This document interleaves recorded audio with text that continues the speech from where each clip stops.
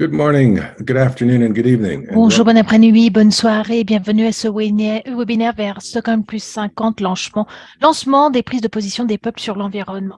L'événement est organisé par le Forum des parties prenantes pour un avenir durable en collaboration avec Forum Norvège, l'unité de la société civile du programme des Nations Unies pour l'environnement à Nairobi, et avec le soutien du gouvernement suédois, pays hôte de Stockholm plus 50. Je suis Charles Nohan, président du Forum des parties prenantes pour un avenir durable et votre hôte aujourd'hui depuis New York. Se joignent à moi aujourd'hui mademoiselle Isa Alvarez, administratrice du webinaire et aussi directrice du programme de l'initiative vers Stockholm plus 50, qui se joint à nous depuis la Colombie, et John Gustav Strandenassen, directeur du projet vers Stockholm plus 50 et conseiller et principal en matière de gouvernance pour le Forum des parties prenantes, qui se joint à nous aujourd'hui depuis la Norvège. Jan Gustav et Isis sont co-contributeurs et co-rédacteurs sur la prise de position des peuples sur l'environnement. Et comme vous pouvez le voir sur votre écran, nous avons des invités spéciaux avec un éventail diversifié d'expériences et de connaissances seront présentés par Isis dans les prochaines minutes. Pour ceux et celles d'entre vous qui ne connaissent pas le Forum des parties prenantes, il s'agit d'une ONG internationale sans but lucratif qui, depuis plus de 25 ans, s'efforce de faire progresser le développement durable à tous les niveaux. Le Forum des parties prenantes cherche à établir un pont entre ceux qui ont un intérêt dans le développement durable et les forums internationaux. Les décisions sont prises en leur nom. Maintenant, pour la partie logistique, avant de céder la parole à notre animatrice, nous avons également avec nous, depuis plusieurs endroits du monde, une équipe d'interprètes simultanés mise sur pied par M. Pierre-Yves Sérinet. Un grand merci à Pierre-Yves et à son équipe pour ce service très important pour nous aujourd'hui. Pour écouter le webinaire aujourd'hui en français, en espagnol ou en anglais, veuillez sélectionner la langue de votre choix en cliquant sur l'icône interprétation située en bas à droite de votre Zoom. Veuillez noter que lorsque vous choisissez la langue, vous pouvez réduire le volume des présentateurs parlant anglais afin de pouvoir entendre correctement la traduction. Notez également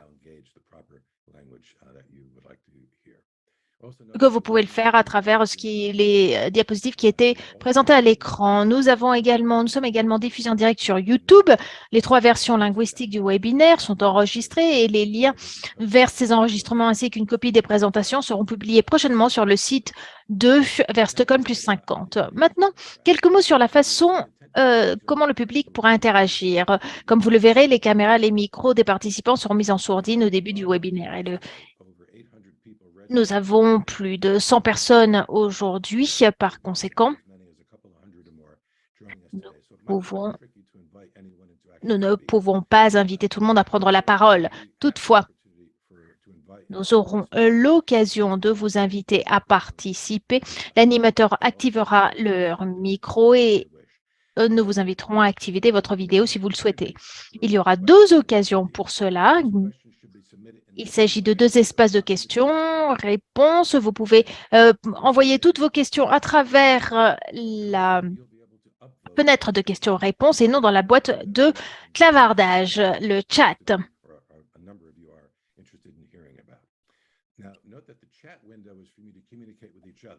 Le chat ou la boîte de clavardage est juste pour que nous puissions parler entre nous, puis simplement échanger nos données de contact. En matière de questions, vous pouvez également voir toutes les questions qui sont publiées. Je m'excuse si on ne peut pas répondre à toutes les questions, étant donné que nous attendons énormément de personnes aujourd'hui. Je souhaite maintenant la bienvenue à Isis, qui sera l'animatrice de notre première session. Il s'agit d'une biologiste colombienne titulaire d'une maîtrise de sciences de l'environnement et de la gestion des ressources. Elle travaille actuellement comme directrice du programme sur le projet vers Stockholm plus 50 et est membre du conseil consultatif de l'Institut Luc Hoffman. Isis a plus de 15 ans d'expérience dans le secteur des ONG, travaillant à l'échelle mondiale sur la conservation communautaire et la restauration des écosystèmes, avec un accent particulier sur l'égalité des genres, et a été un membre actif de la société civile auprès du PNUE, des ODD et des négociations sur le climat et la biodiversité. Isis, vous avez la parole. Merci beaucoup, Charles. Pouvons-nous passer, s'il vous plaît, ma présentation à l'écran? Est-ce que vous pouvez le faire vous-même ou dois-je le faire moi? I'm happy to do so. I'll bring that up. Sans aucun problème, je le fais. If you want to start saying a couple words while I do that, it's up to you. Vous pouvez débuter le temps que je passe à l'écran votre présentation. Bonjour à tous, c'est un plaisir pour moi de voir que beaucoup se sont connectés ce matin. Nous sommes ici pour le lancement préliminaire, de ce webinaire. Il s'agit là d'un effort pour pouvoir faire part des efforts de toutes les parties prenantes autour de l'environnement et notamment par rapport à la commémoration des 50 ans de l'UNEP et de la conférence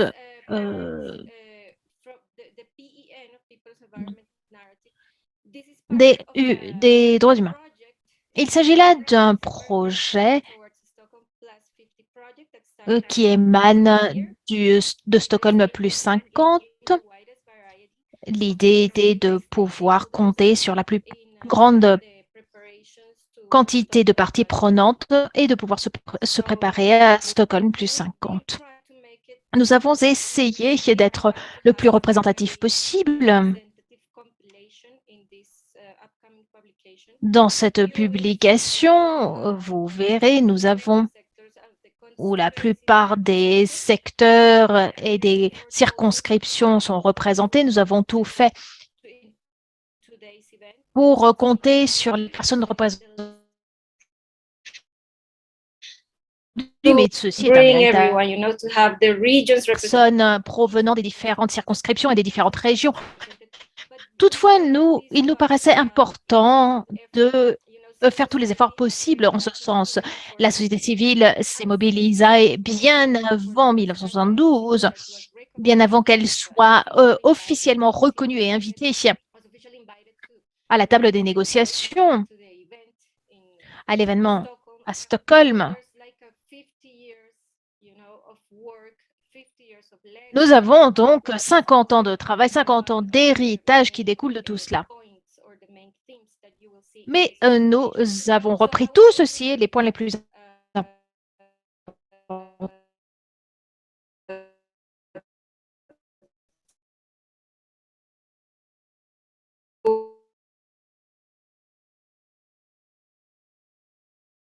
We can already say it's a thick publication, but we can already d'un rapport très exhaustif. Mais vous présentez un peu la structure avec section 1, avec le contexte qui nous présente un peu le passé pour le mettre en lien avec le présent. Puis nous avons la deuxième section qui s'axe particulièrement sur les procédures de Stockholm plus 50, avec tout le contexte historique de Jan Gustav, qui est le 3. Nous avons les recommandations de la société civile et des autres parties prenantes, ce qui est essentiel, ce qui doit être mis en œuvre. Ceci se fonde sur une série de webinaires et d'autres événements qui ont été menés du premier semestre de cette année avant Stockholm plus 50. Vous verrez donc ici les messages clés, recommandations clés de la société civile. Section 4, vous avez les documents d'héritage. Nous avons eu plusieurs webinaires, plusieurs équipes que l'on appelle les équipes legacy ou d'héritage. Nous expliquons un peu de quoi il en retourne.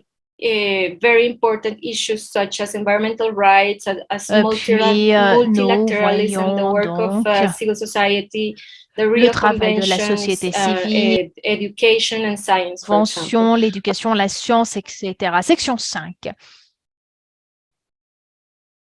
Nous avons essayé ici, dans cette section, de développer les efforts de l'UNEP en lien avec la conférence de Stockholm plus 50. Et donc, nous avons réalisé une analyse comparative des rapports régionaux qui découlent de ces consultations. Nous avons obtenu des résultats des consultations de Stockholm plus 50. Puis, nous avons la déclaration également de Stockholm plus 50. Nous avons un forum important qui a été qui s'est tenu au même moment que Stockholm plus 50. Diapositive suivante, s'il vous plaît. Puis nous avons une section 6 avec un résumé d'autres mouvements.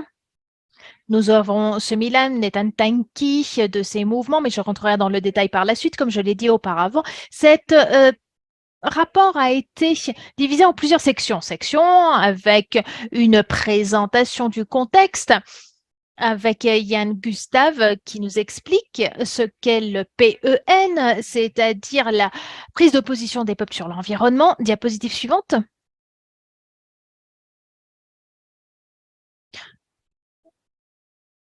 Avec une présentation des résumés des différentes sections, de façon à ce que vous puissiez comprendre et lire plus aisément ce rapport. Diapositive suivante. Puis les deux dernières sections, 7 et 8, parlent davantage de qui se trouve derrière ce rapport et pourquoi l'importance de ce rapport. Diapositive suivante. Pendant toutes ces dernières années, les efforts de la société civile et des parties prenantes en matière d'environnement ont été énormes. Nous avions besoin d'un espace spécifique afin que à l'avenir, on puisse revoir en arrière, voir que nous avons parcouru un chemin. Et cela fait 50 ans que nous plaidons en faveur de tout cela. Comme je l'ai dit donc auparavant, la section 3 est dédiée aux organisations de la société civile et autres parties prenantes sur la recommandation de ces deux acteurs, sur le produit et les résultats des différentes consultations et événements qui ont eu lieu. Vous pouvez imaginer qu'il s'est agi d'un travail difficile de pouvoir travailler sur tous les documents qu'on a obtenus pour cette section, de pouvoir résumer. Vous voyez ici une photo de la société civile ou des groupes les plus importants de la société civile du Forum des parties prenantes au sein du bureau principal de Nairobi en 2019. Diapositive suivante. Section 1, nous avons ici un article spécifique sur les résultats, sur l'événement sur une journée entière, sur ce rapport de prise de position des peuples de l'environnement. Diapositive suivante.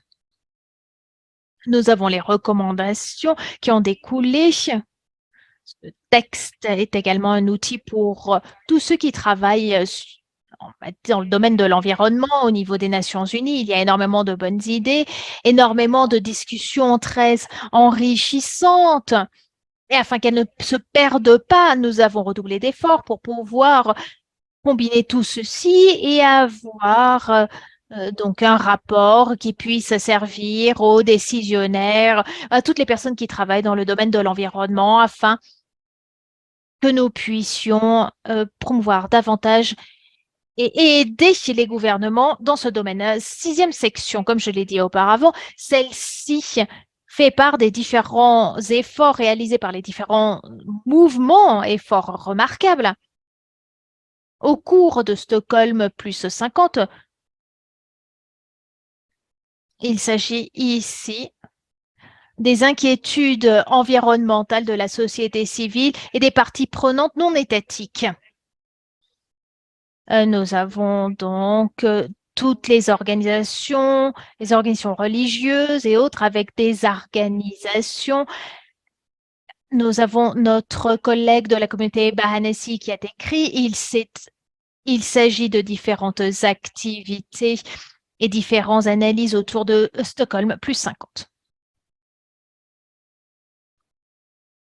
Et nous avons aussi la campagne Stop l'écocide. Et nous avons l'une des représentantes ici qui fera un exposé sur cette campagne. Alors voilà, c'est un survol très rapide du rapport.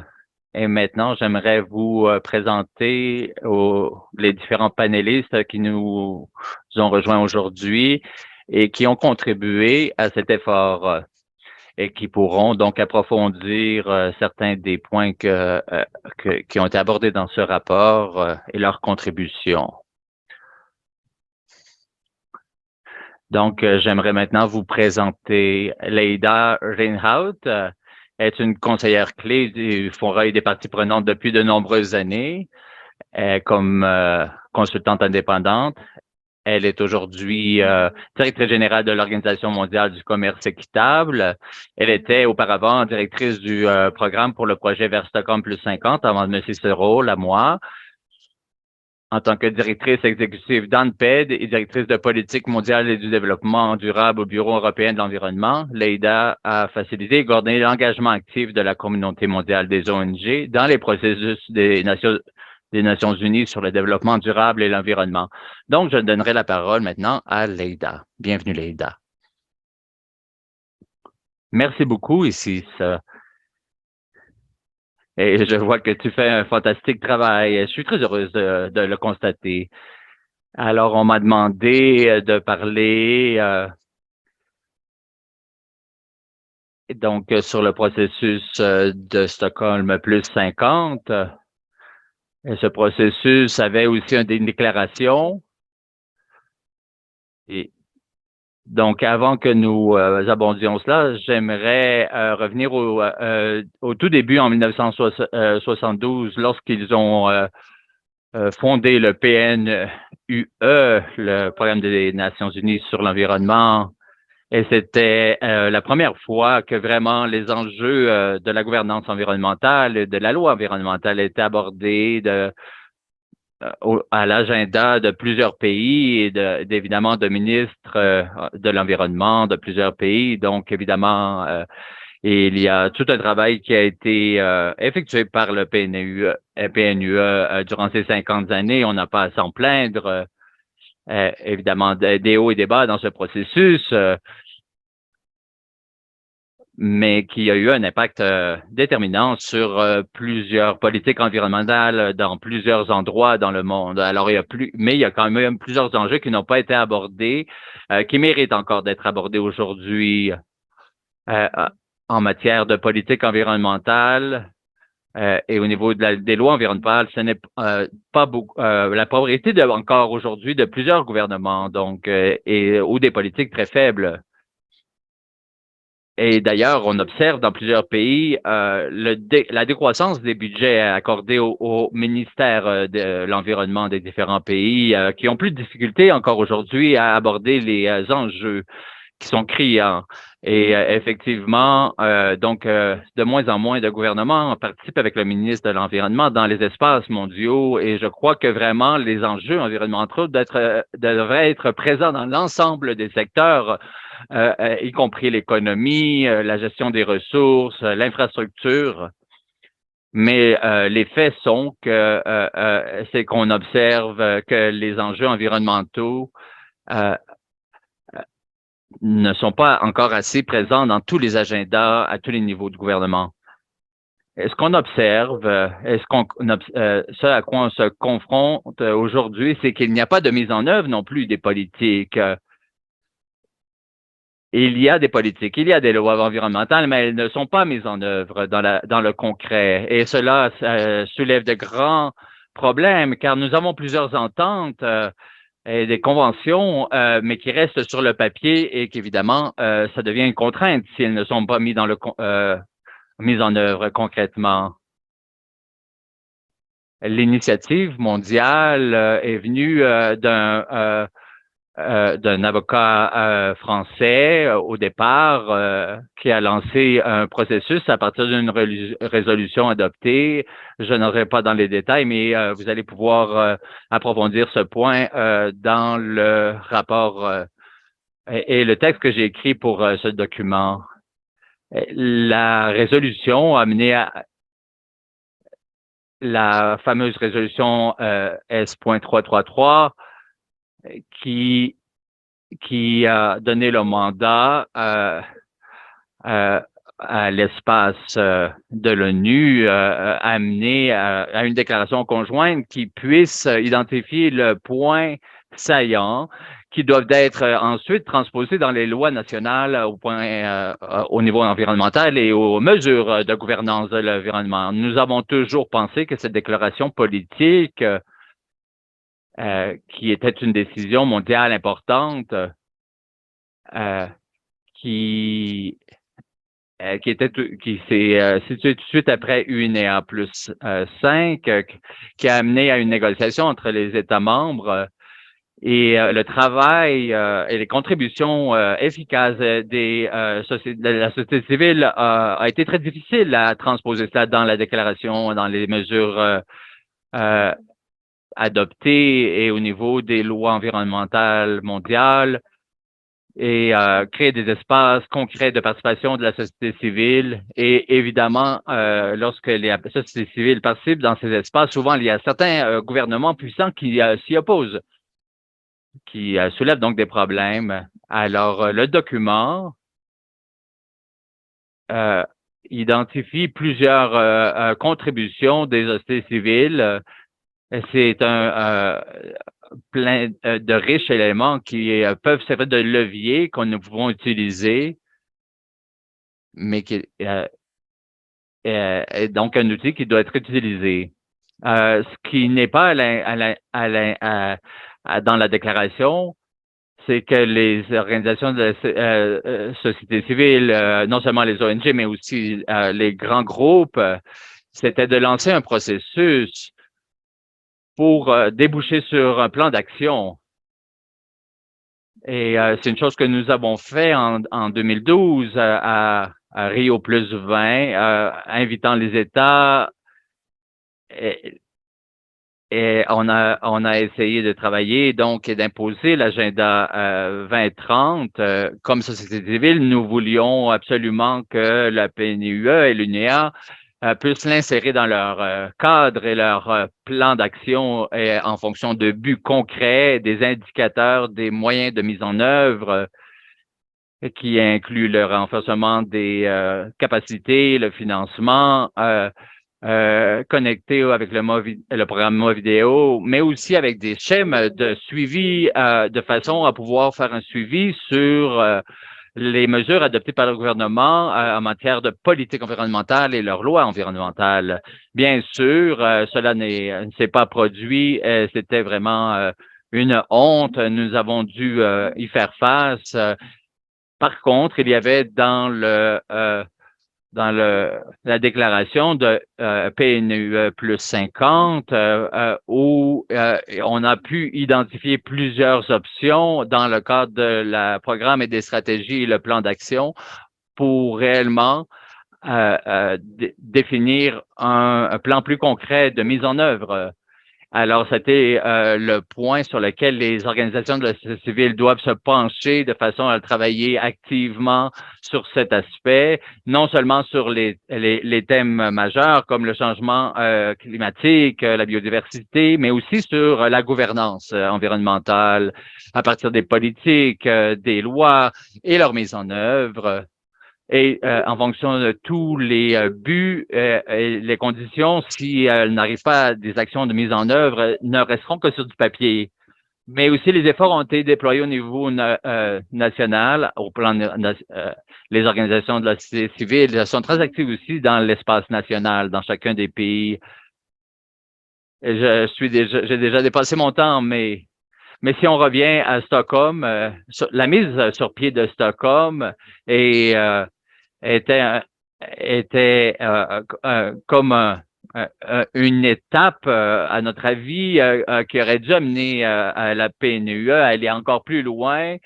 Nous avons été partie prenante de tout cela, mais je crois que les prochaines étapes est d'aller vraiment et de plonger dans le texte du PNUE plus 50 et vraiment soulever et attirer l'attention que mérite ce document, cette déclaration, et le lire très attentivement et utiliser comme levier les meilleures affirmations, déclarations et phrases dans cette déclaration pour réellement atterrir, pour vraiment consolider la gouvernance environnementale sur tous les enjeux.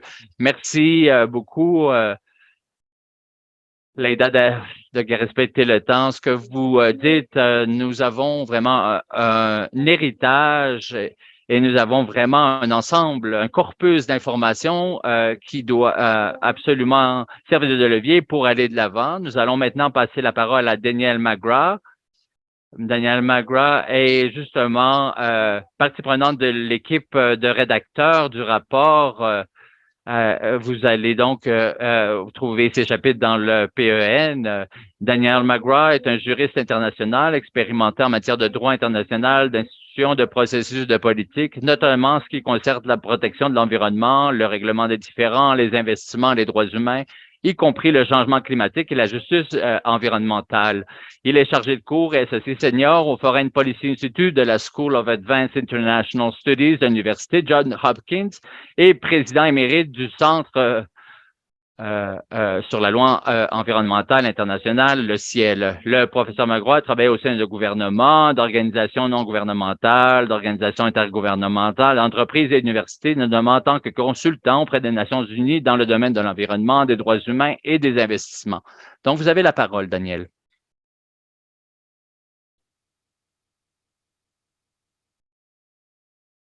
Dan, tu as la parole. Merci beaucoup, Isis.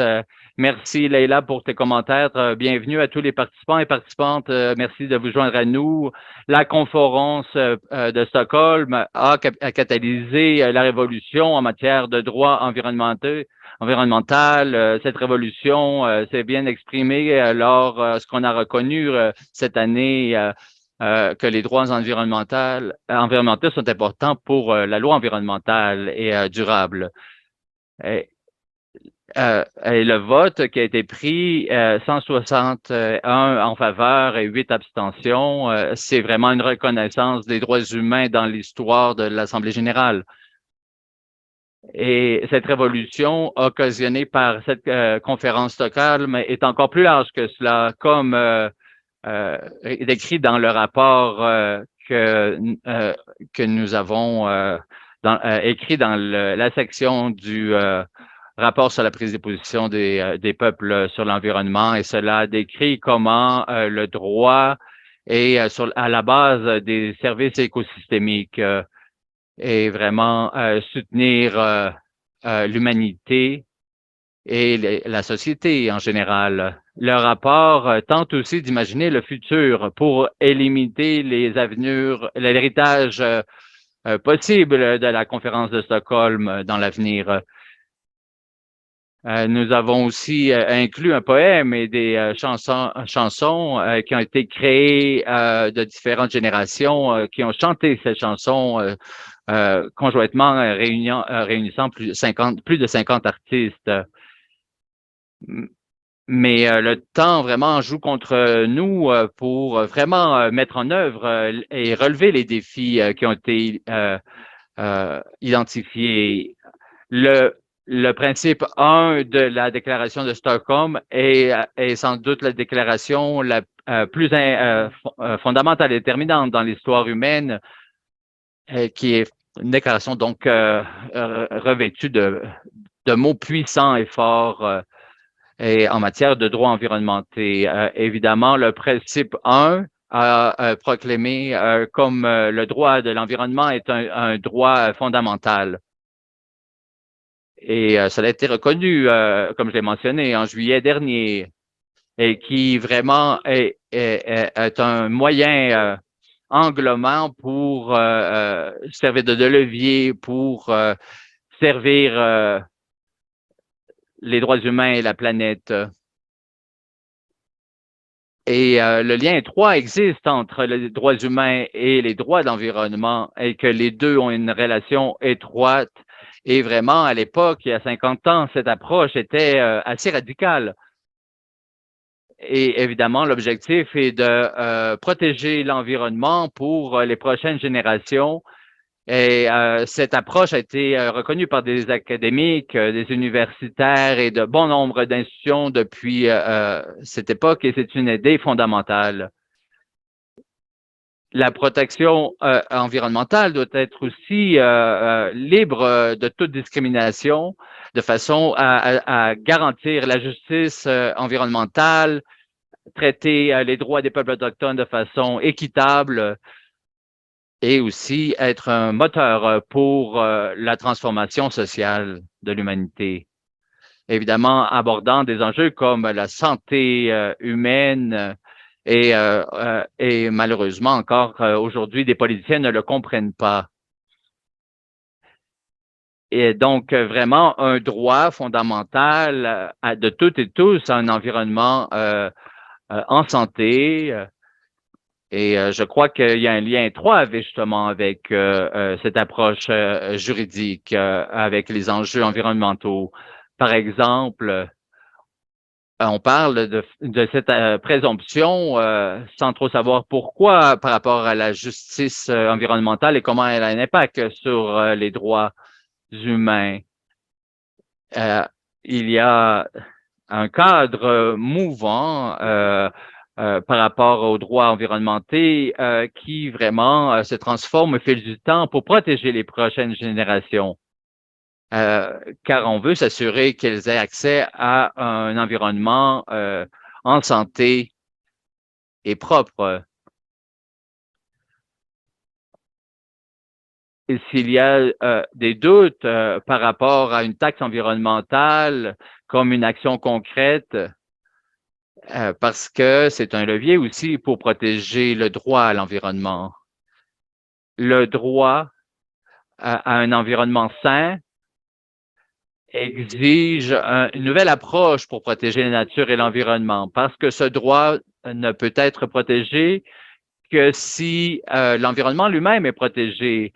C'est un des enjeux principaux du rapport, des thèmes principaux de ce rapport, et à voir avec la sévérité de la crise actuelle au niveau environnemental.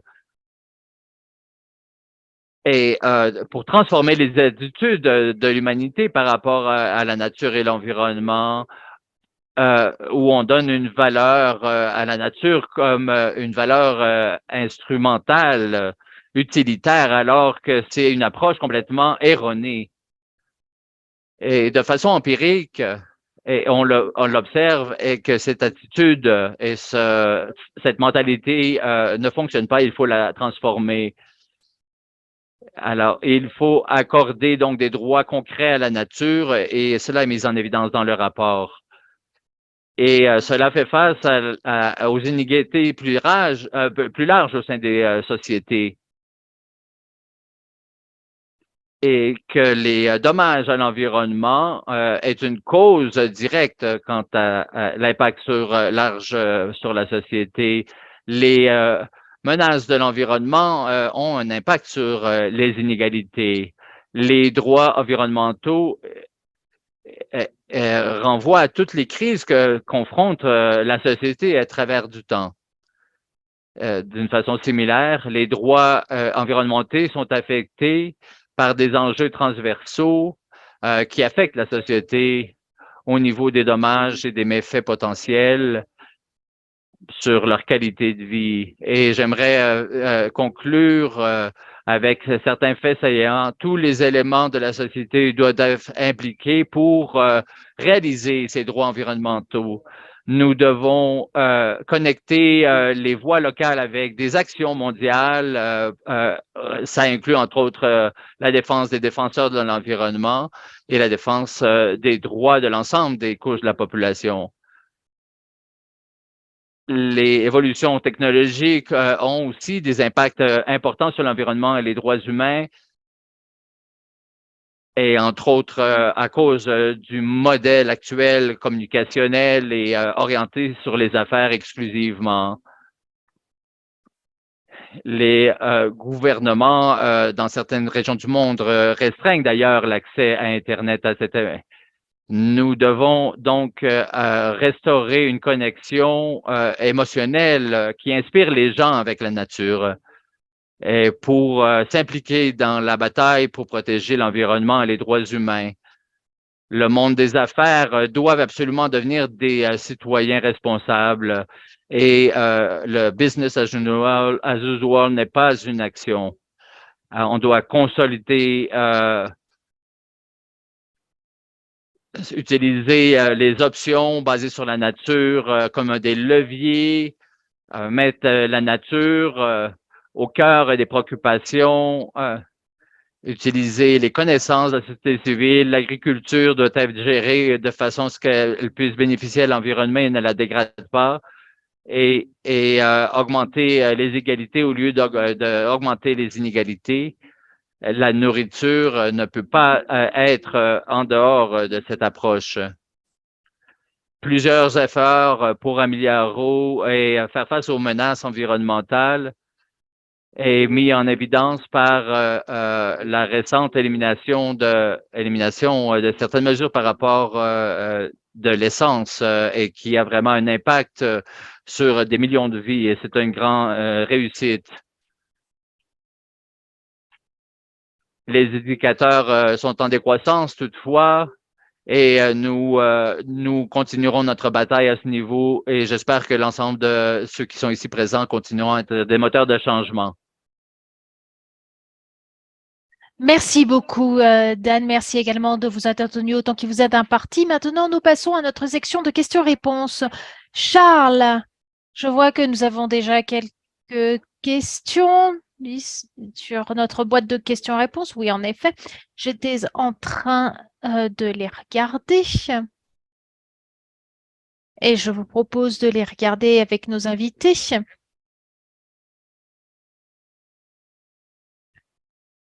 Donc, nous avons une question de Javier Seraski. Tel que je le vois,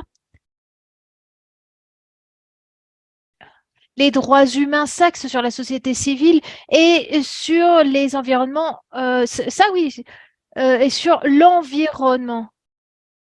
Est-ce que donc vous tirez parti complètement de cela? Vous êtes d'accord? Qui veut prendre la parole?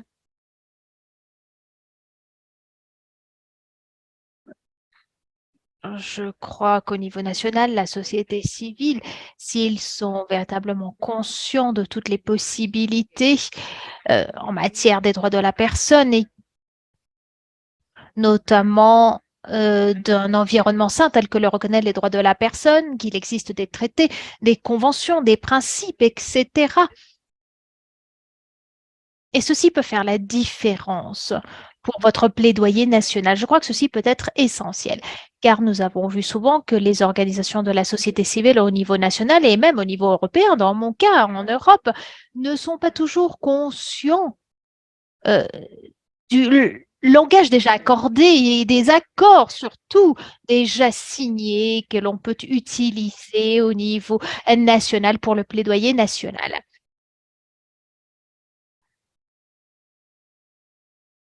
Car ce que vous avez travaille au niveau national, les ONG sont en règle générale très au courant des politiques et des lois au niveau national, et vous avez d'autres organisations qui vont 2 fois par an à Nairobi. Maintenant, le lien entre ce qui est fait à Nairobi, ce qui est accordé là-bas et ce qui est mis en œuvre au niveau national n'est pas souvent en accord. Et donc, je crois que c'est ici où nous pouvons réellement faire la différence, car la brèche est encore importante. Merci, Leïda. Oui, je suis tout à fait d'accord avec cela. Nous avons besoin d'éduquer tout le monde sur ce nouveau droit et ce qu'il signifie. Et fournir une boîte à outils, nous devons mettre ceci dans nos programmes de travail, par exemple dans le système des Nations Unies. Et sur les signataires de cette convention avant que cette convention ne passe au Conseil pour les droits de la personne. Nous avons eu un engagement en 96. Nous avons eu un partenariat public-privé en 2002 et finalement, on a pu le mettre en œuvre en 2021, ce traité, toutefois. Et nous avons le droit à un environnement sain. Et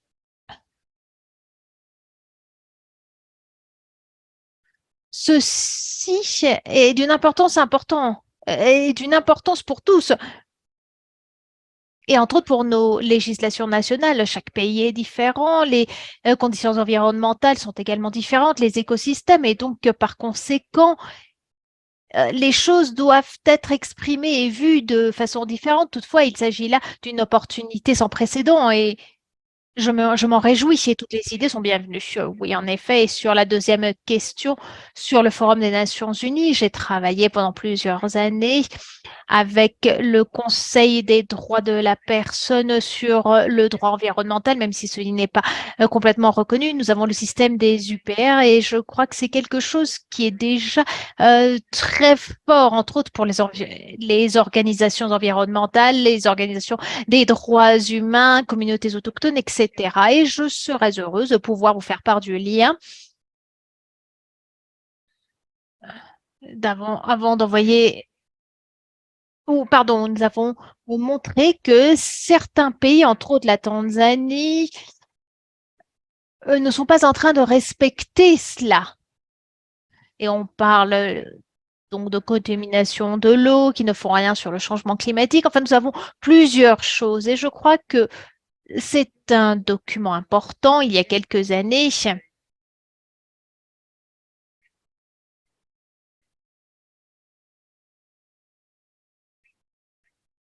le Conseil des droits de la personne disait à la Hollande qu'il ne respectait pas les droits de la personne. Et c'est quelque chose qui fait la une des journaux. C'est donc un outil important pour les organisations de la société civile au niveau national. Il faut travailler sur ce plaidoyer et il faut surtout s'axer sur cela. Oui, et l'une des recommandations du rapport est le droit à l'environnement sain qui soit inclus dans l'UPR. Donc, l'UPR est l'Universal Periodic Review, révision périodique universelle, qui regarde les droits de la personne au niveau universel de façon périodique. Et par conséquent, cela présente un intérêt tout particulier. Merci beaucoup à vous deux pour vos commentaires très enrichissants. Nous avons une autre question qui vient d'arriver il y a quelques secondes. Comment pouvons-nous faire le lien entre les espaces urbains et les parcs nationaux, etc., pour pouvoir protéger les écosystèmes naturels? Je ne sais pas si l'un d'entre vous voudrait y répondre.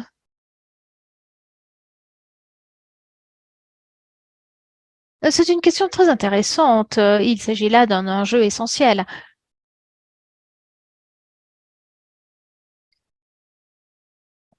Le potentiel d'une question telle que celle-là est que, entre autres aux États-Unis, nous pouvons intégrer tant les républicains que les démocrates dans ce type d'effort. Le Conservation Trust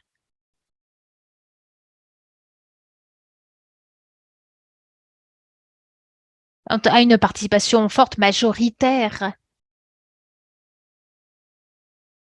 par rapport aux personnes qui ne sont pas en faveur des actions pour le changement climatique. Donc, ces efforts peuvent être très importants. Merci, Dan. Est-ce que vous voulez ajouter quelque chose, Isis, ou répondre à une autre question? Non, je dirais juste que nous avons plusieurs questions très intéressantes, 10 à peu près. Malheureusement, étant donné le temps qui nous est imparti, nous ne pouvons pas répondre à toutes. En tout cas, nous avons une première question intéressante en français. Je crois qu'il s'agit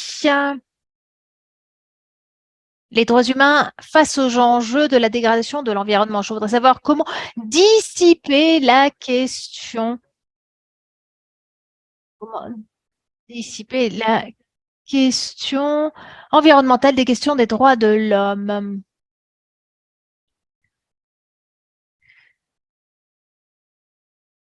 Il s'agit, je crois qu'il est important tout d'abord de savoir quels sont les impacts au niveau de la législation nationale, de pouvoir l'intégrer dans les programmes, car dans beaucoup de pays, ceci est soi-disant au programme, mais ce n'est pas véritablement le cas.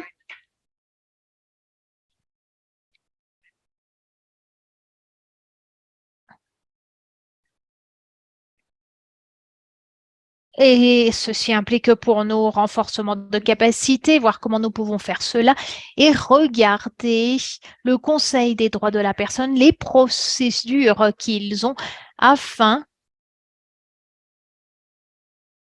de déclarer que votre pays ne respecte pas les droits de la personne. Je crois que ceci est intéressant pour que ce point soit prioritaire dans les programmes. Autre chose. Les services d'écosystème sont essentiels, sont critiques, et je l'ai mentionné dans mes commentaires. Lorsque vous réalisez que la nature est essentielle à la société et à l'infrastructure sociétale, et les priorités politiques commencent à changer, et donc à protéger les droits de la personne, et entre autres si la nature est détruite, car ceci est le fondement de la société dans ce cas-là. Mais en tant que professeur, je vois que peu de mes étudiants sont au courant des systèmes, des différents écosystèmes. Mais enfin, je pense que nous pourrons y répondre à cette question par la suite. Merci Dan, merci pour vos questions, merci Leïda. Vu le temps, je crois que nous devons passer à notre deuxième partie du webinaire. Toutefois, je demanderai à Leïda et Dan de répondre par écrit à ces questions à travers la boîte de questions-réponses, à travers la recherche que nous avons réalisée. Nous avons trouvé des propositions très intéressantes sur le droit environnemental. Il s'agit d'instruments car il y avait une brèche dans la mise en œuvre, ceci est reconnu par la plupart de la société civile. Et il y a énormément à faire autour de cela et je crois que les gouvernements doivent également travailler davantage sur ce problème. Nous devons pouvoir aborder ce problème. Notre prochain invité, je crois, en parlera. Toutefois, nous passons maintenant à la deuxième session avec notre collègue Dalia Marquez du Mouvement des Jeunes. Dalia Fernando Marquez Agnès est une avocate vénézuélienne titulaire d'une maîtrise en droits humains. Elle a été professeure à la faculté de droit de l'Université Católica de Táchira pendant 5 ans. Elle est la fondatrice de l'ONG Juventud Unie en Action, Jeunesse Unie en Action, et a été facilitatrice régionale pour l'Amérique latine et les Caraïbes auprès du PNUE. Elle a été également conseillère pour la jeunesse dans le cadre de la stratégie TUNSA du PNUE, point focal mondial pour l'ODD 12 du Grand Groupe des Nations Unies pour l'enfance et la jeunesse. Et elle est membre du programme d'échange Génération Change avec sa sainteté le Dalai Lama. Dalia, je vous cède donc la parole. Merci Isis.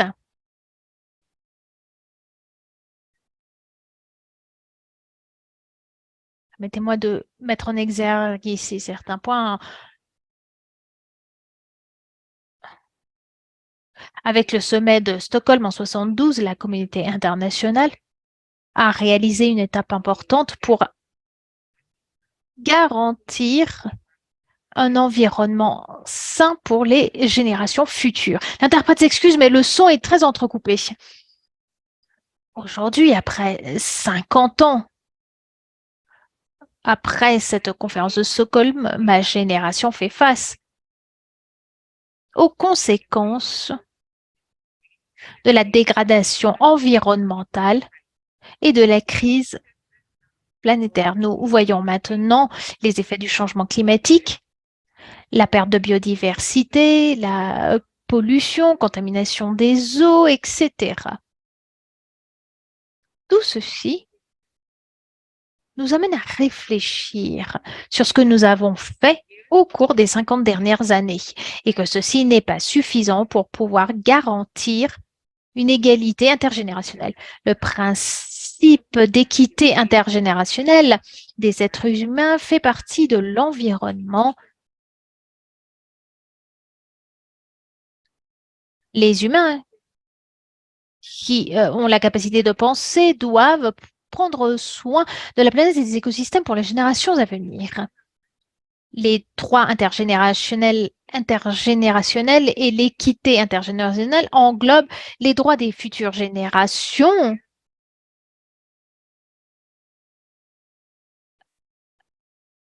à un environnement sain. Nous savons, ou je sais, que pour arriver à l'équité intergénérationnelle, les choses sont difficiles. Nous avons besoin d'engagement et d'action. Au-delà des discussions, débats, réunions, etc. Nous avons véritablement besoin d'action et d'engagement plus que de mots.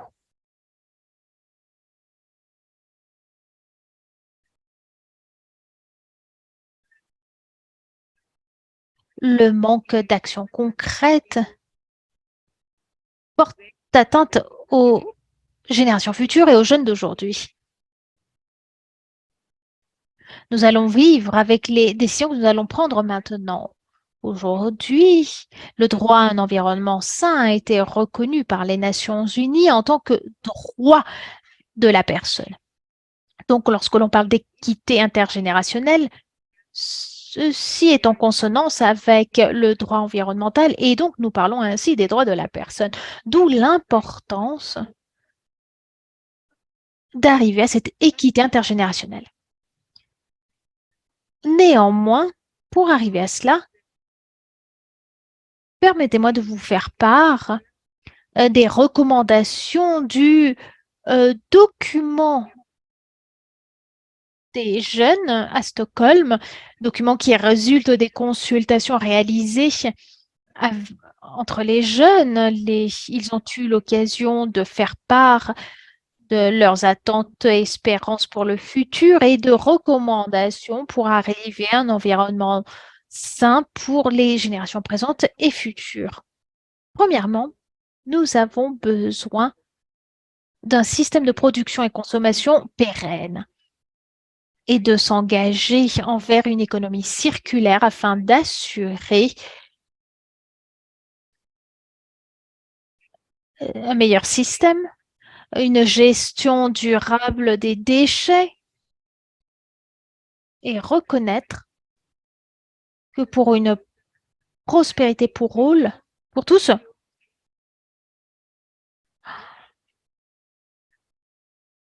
nous devons nous axer sur cela pour pouvoir réduire la brèche. Nous devons restaurer les écosystèmes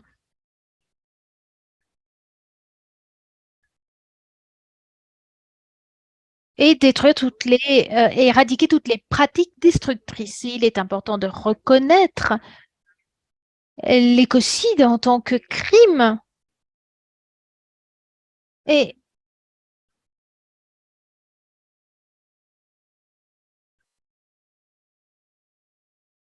après la pandémie, nous avons besoin d'une reprise pérenne après cette pandémie et nous devons adopter une nouvelle approche,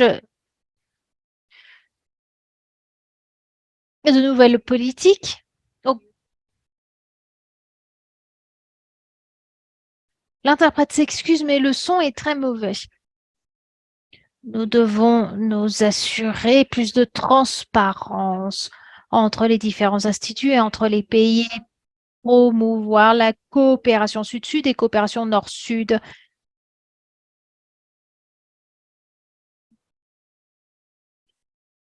Il est important également de développer les actions dans le domaine climatique et nous devons nous en tenir au traité de non-prolifération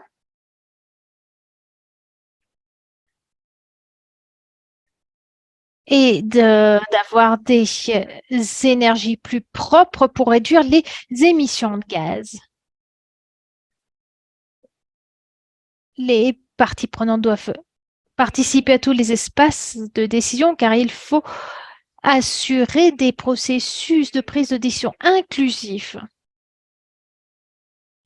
et que les jeunes soient représentés. Il faut donc adopter des processus participatifs plus inclusifs à tous les niveaux pour garantir l'engagement significatif de tous les titulaires de droits et des jeunes et adolescents, surtout des plus touchés par la crise climatique.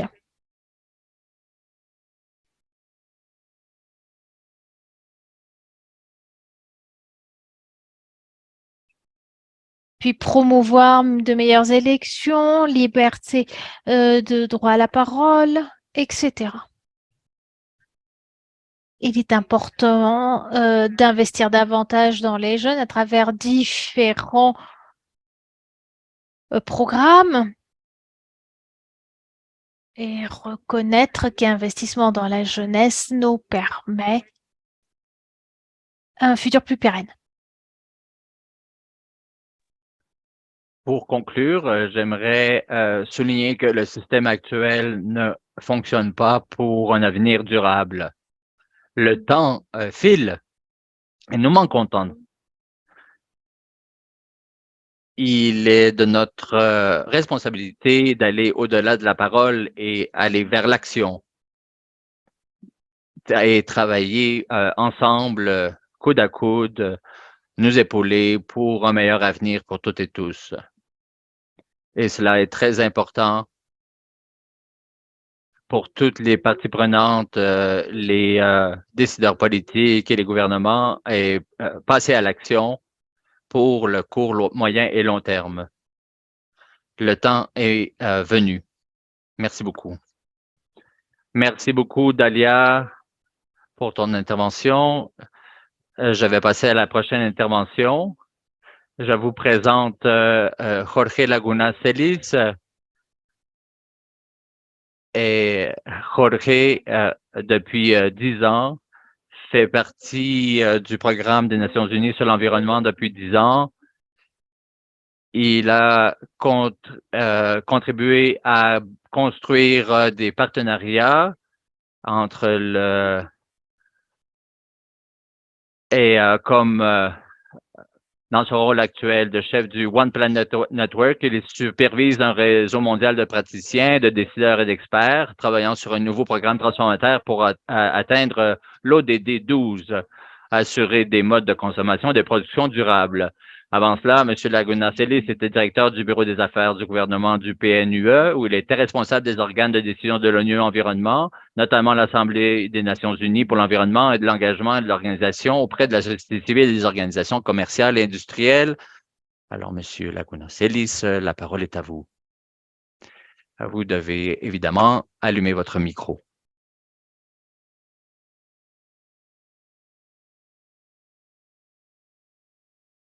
Je ne peux toujours pas vous entendre. Je suis désolé.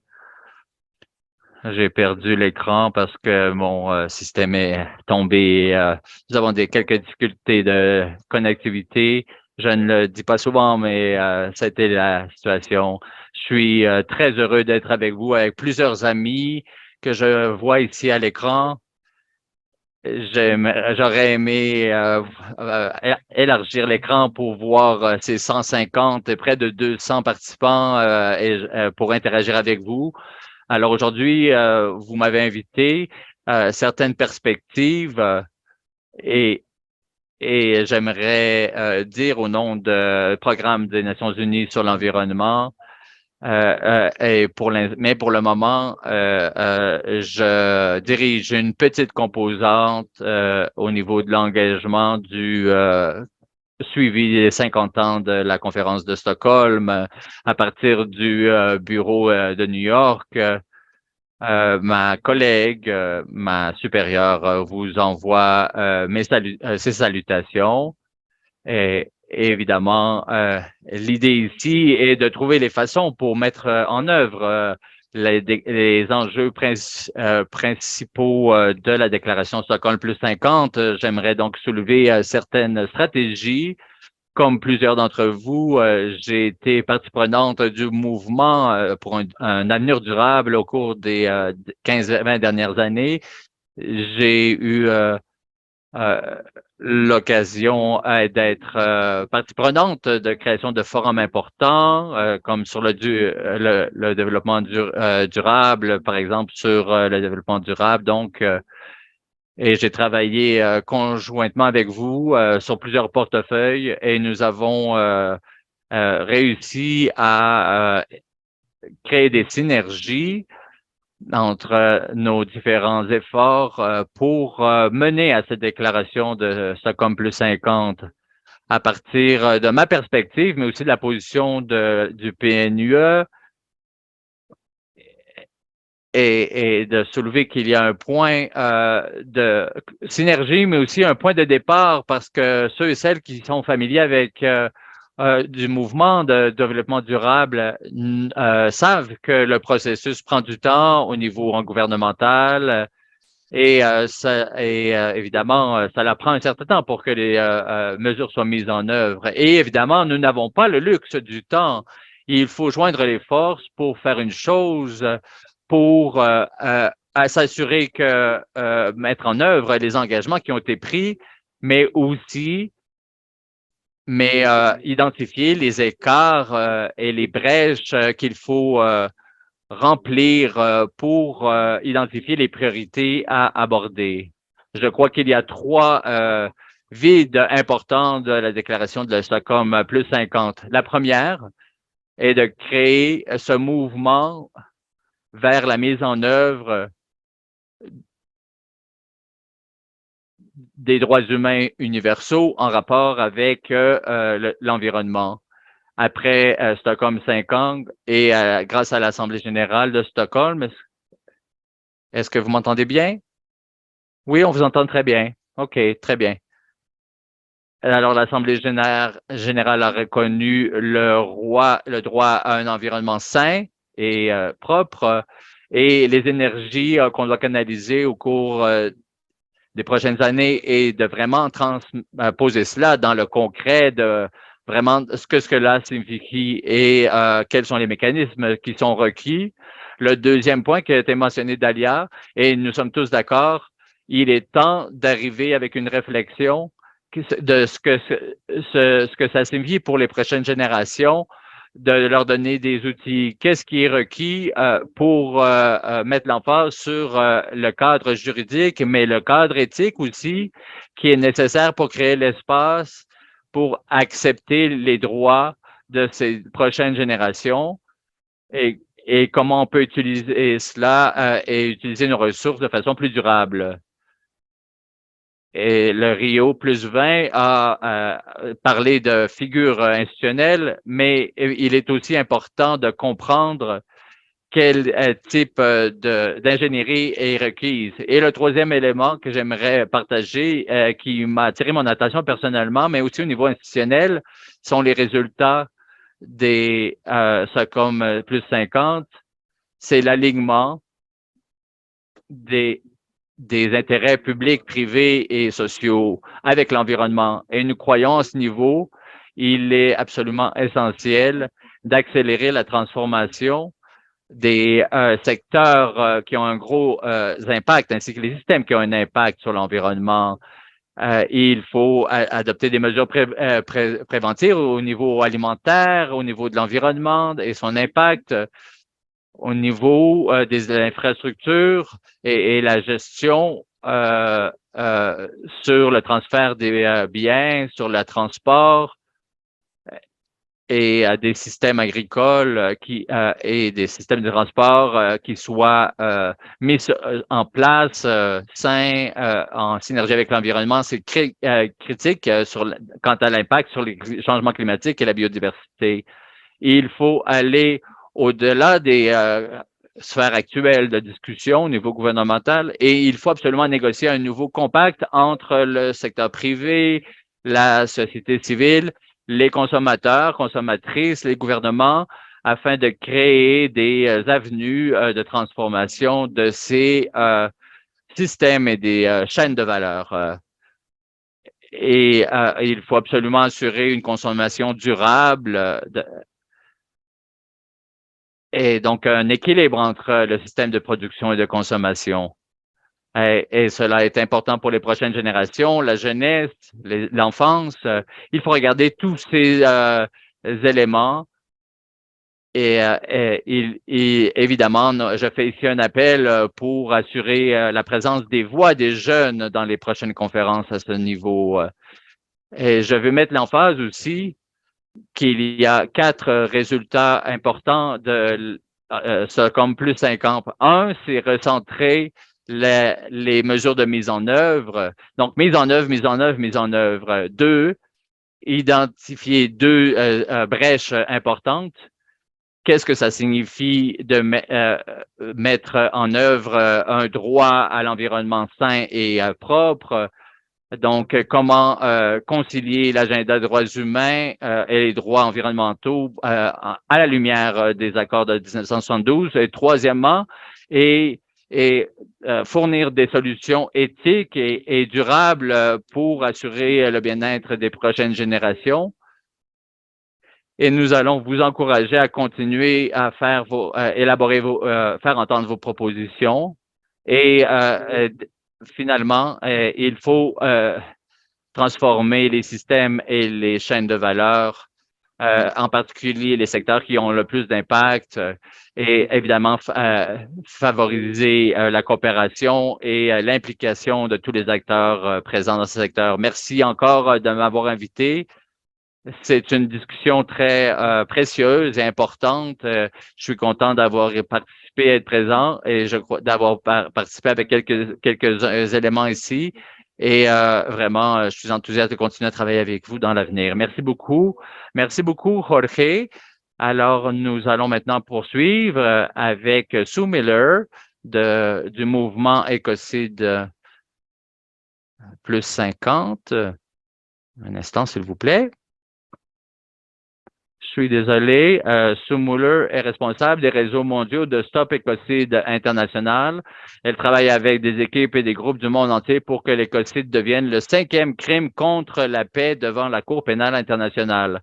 Ancienne avocate, directrice des communications juridiques, entrepreneure végétalienne, Sue a siégé au conseil d'administration de plusieurs organisations caritatives et à but non lucratif. Donc, vous avez la parole, Sue. Merci beaucoup, Isis. Merci beaucoup de cette présentation. Merci de nous avoir invités. Un contexte rapide pour ceux qui ne connaissaient peu de choses par rapport au mouvement Stop Écocide International, qui est un mouvement mondial pour faire en sorte que l'écocide devienne le 5e crime contre la paix devant la Cour pénale internationale, que ce soit des crimes de guerre, des crimes contre l'humanité. Évidemment, au fil des dernières années, notre fondation est au cœur il y a un panel au cœur de notre organisation, un panel d'experts où on travaille sur une définition qui est discutée au niveau de plusieurs gouvernements, dont 24 gouvernements. Créer un cadre pour protéger l'environnement et les prochaines générations face aux méfaits sur l'environnement, les dommages qu'on observe, et il faut absolument une réduction de compte.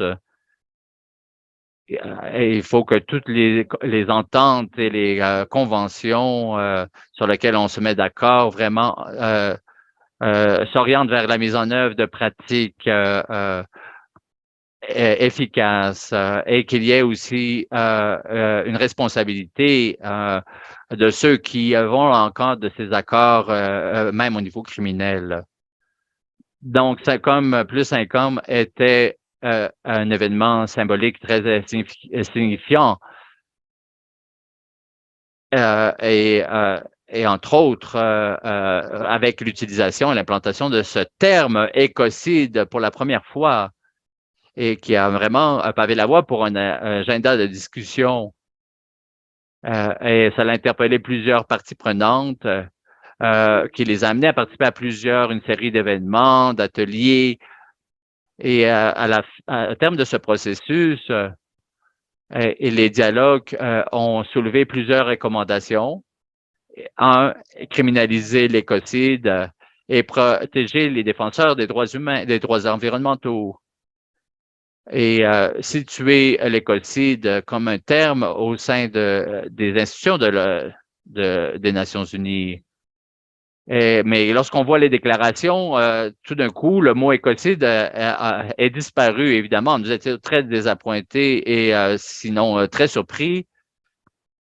On observait une certaine timidité à plusieurs niveaux pour connaître ce terme. Et évidemment, nous ne sommes pas découragés à ce niveau et nous avons déployé plusieurs efforts à l'endroit des conférences subséquentes et les programmes mis sur pied. Nous avons eu plusieurs intervenants, entre autres notre président, Halonen de Finlande,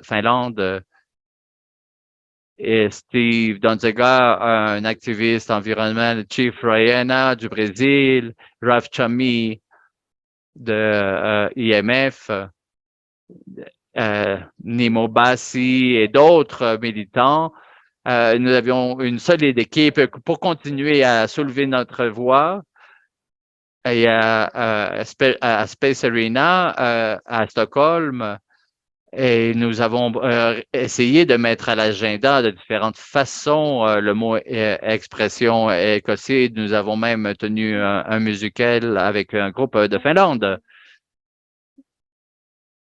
Et le mouvement Stop Écocide avons participé aussi à cette grande marche de la jeunesse le vendredi. Nous avons des fantastiques photos de ces jeunes avec plusieurs pancartes. C'était vraiment fantastique. Nous avons fait beaucoup de bruit à Stockholm et nous avons refusé d'être ignorés. Et le travail que nous avons déployé au cours des dernières des années dans nos réseaux et les contacts et les cas que nous avons mis de l'avant, on voit que cela a eu une résonance. Et à la fin de Stockholm plus 50, nous avons senti que nous avons été entendus et écoutés par la majorité des grandes parties prenantes. Qu'était le résultat final à terme? Nous avons obtenu le soutien de la Voix des jeunes. Merci à Dalia et tous les collègues impliqués à ce niveau de la jeunesse. Évidemment, nous avons élaboré ce grand rapport de la jeunesse avec une présentation qui a été transmise au gouvernement pour situer l'écocide dans ce grand portrait général des impacts sur l'environnement. Et à partir du groupe de travail de la jeunesse, nous ne pouvons plus continuer sur cette voie. Il faut absolument mettre de l'avant une avenue différente, une alternative, et cela a bien mis en relief par notre rapport où il faut criminaliser l'écocide. C'était ce qu'on a déclaré. Plus de 200 représentants du monde religieux ont pris aussi position, ont identifié un plan d'action à 10 points où il faut absolument, en soulignant entre autres qu'il faut mettre sur pied une législation par rapport à l'écocide. Nous avons obtenu aussi un soutien de la part des peuples autochtones. Plusieurs chefs autochtones, dont M. Renu, qui a dit j'appelle pour la reconnaissance de l'écocide comme un levier important pour confronter les enjeux environnement. Nous avons aussi Jerry Nichols, qui était l'un des 57 lauréats, dont Vandana Shiva, David Suzuki, et ont signé un message commun interpellant les gouvernements à augmenter les droits de l'environnement en rapport avec la Terre et que ce soit en synergie avec nos systèmes politiques et législatifs. l'écocide est un crime contre l'humanité et contre les droits de la nature. Et je regarde ici ce qui est apparu. Il ne me reste plus de temps, j'ai compris. Il me reste 2 minutes. Très bien, fantastique. Nous avons eu donc des interventions à des niveaux les plus élevés et que l'écocide a pris une place prépondérante dans les positions politiques, donc à l'image de M. Olof Palme en 1972. Alors, nous avons ressenti et nous croyons que l'écocide réussit à percer dans les conversations au sein des Nations unies et cela s'est vu aussi à Nairobi. Et nos représentants ont été invités à faire une intervention sur l'écocide sur le plancher. Donc, c'était très significatif pour nous. Et à Stockholm, nous avons été acceptés pour créer des événements parallèles sur le sujet, entre autres aussi dans des conférences à venir, dont la COP27 et sur les conférences de l'eau et sur la justice criminelle et la Convention internationale. Et nous croyons et que le mot écocide a une plus grande résonance et a été monté dans l'agenda politique et c'est un concept dont le temps est venu et évidemment, ça le met en place les éléments centraux d'une plateforme conjointe pour toutes et tous pour se servir de levier pour nos batailles à venir. Alors, j'ai quelques photos ici. Voici George Mehta qui parle à la Space Arena.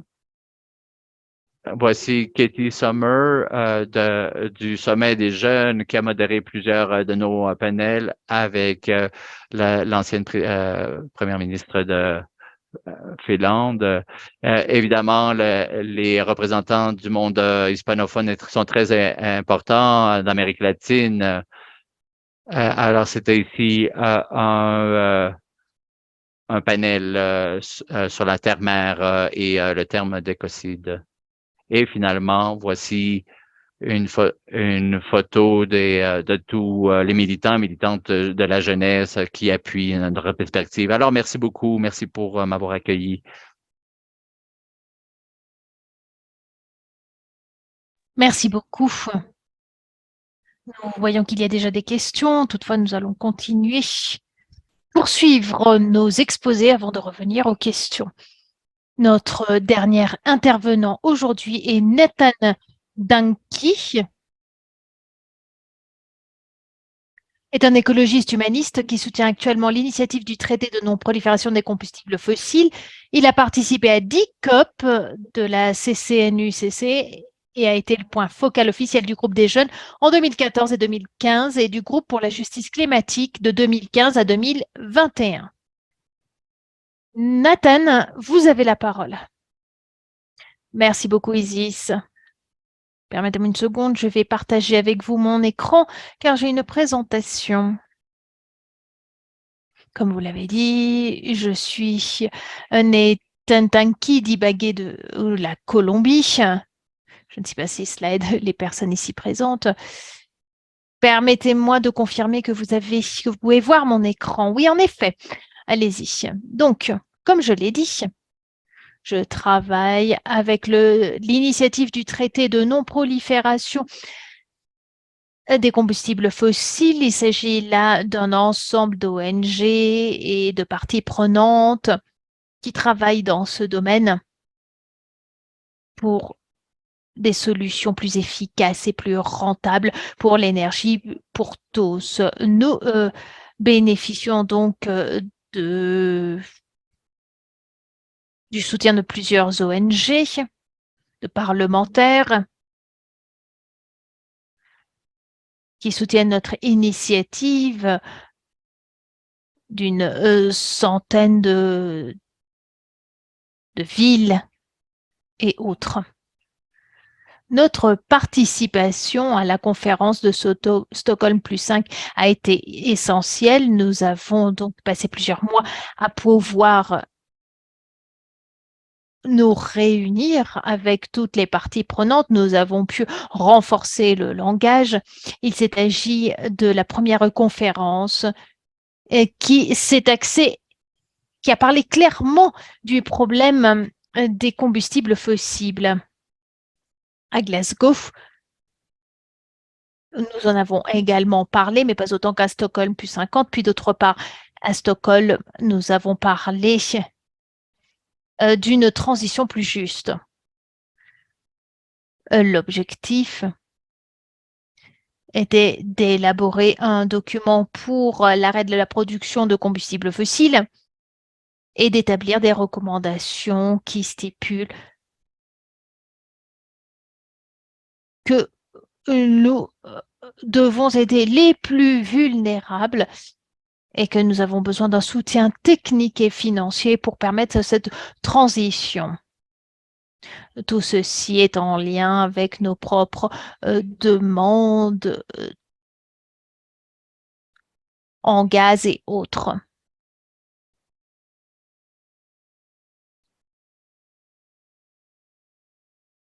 Nous avons donc mobilisé notre réseau pour participer aux dialogues d'introduction.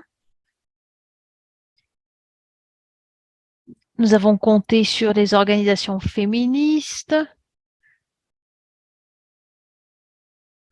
et renforcé la coopération internationale. En avril, nous avons lancé donc un document de plaidoyer et envoyé des lettres à plusieurs ministres qui allaient participer avec cet objectif présent.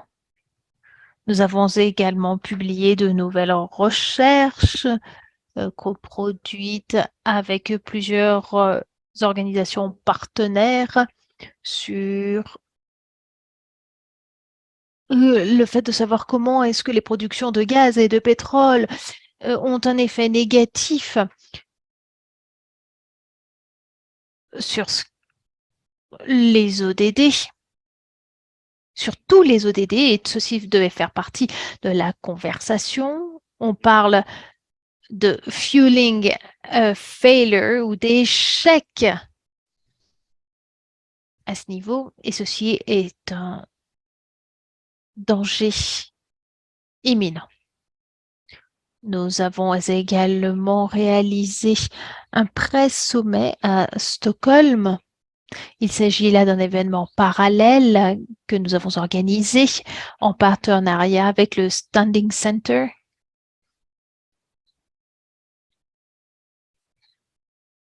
Il s'agissait d'un petit déjeuner suivi d'une série de panels qui ont montré l'urgence de s'attaquer à la production des combustibles fossiles. Le ministre Ban-Myung s'est adressé à tout le monde et a exprimé le fait ou a lancé un appel à agir à ce niveau. Nous avons écouté de leaders comme Nyomong Dae et Ngimo, de Pacific Climber Warriors. Nous avons écouté de la fédération suédoise, de plusieurs organisations contre la pollution dans l'air, de plusieurs scientifiques parlementaires qui nous expliquaient qu'ils luttaient tous contre les combustibles fossiles et qu'ils cherchaient à transformer le système énergétique.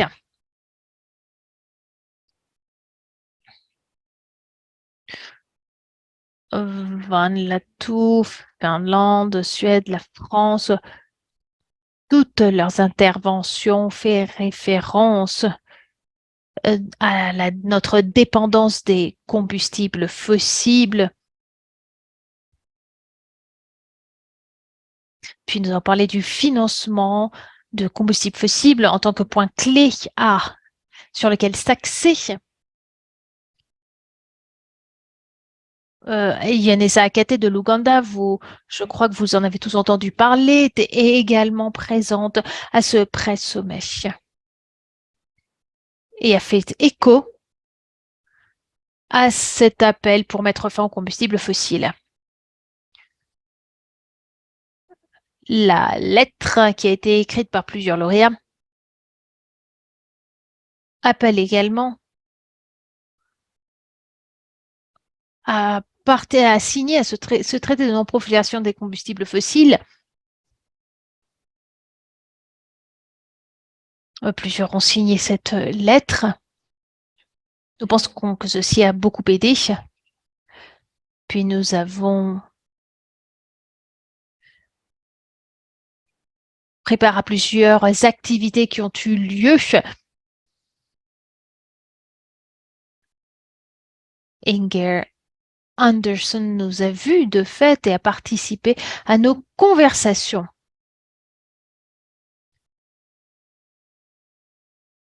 Nous sommes également descendus dans la rue de Stockholm avec une bannière.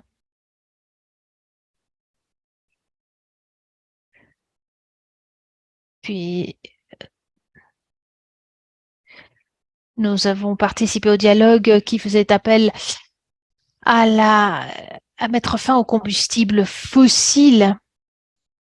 Nous avons pris ensemble le maillet.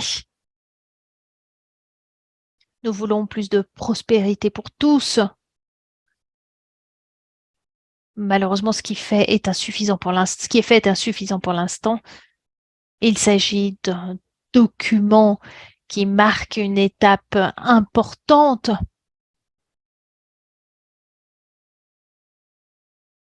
Et qui permet d'élever la barre pour la COP 27.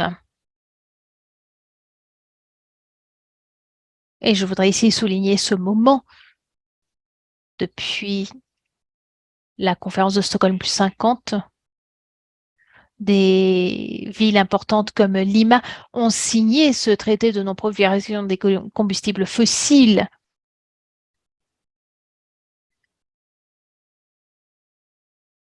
Et Vanuatu est devenue la première nation-État à appeler à la non-prolifération des combustibles fossiles lors de l'Assemblée générale des Nations unies. Et ceci a été un point important pour nous. Merci beaucoup. Merci Nathan. Merci à tous nos intervenants. Nous passons à notre deuxième espace de questions-réponses. Il s'agit juste d'un aperçu du contenu de l'UNEP, de l'UNPPN, pardon.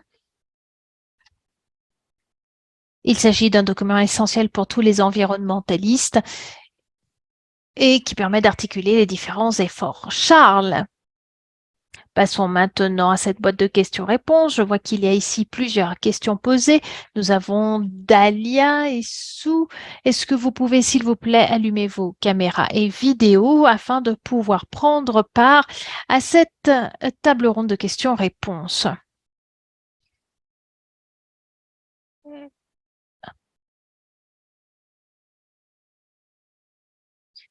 Nous avons une question de Jorge.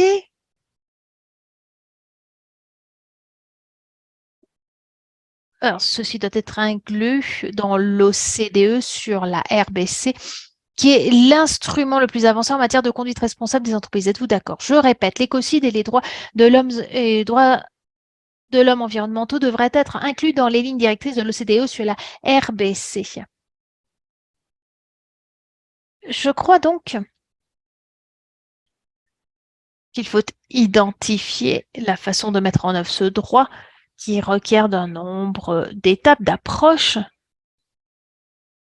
Je crois que d'autres organisations peuvent également jouer leur rôle.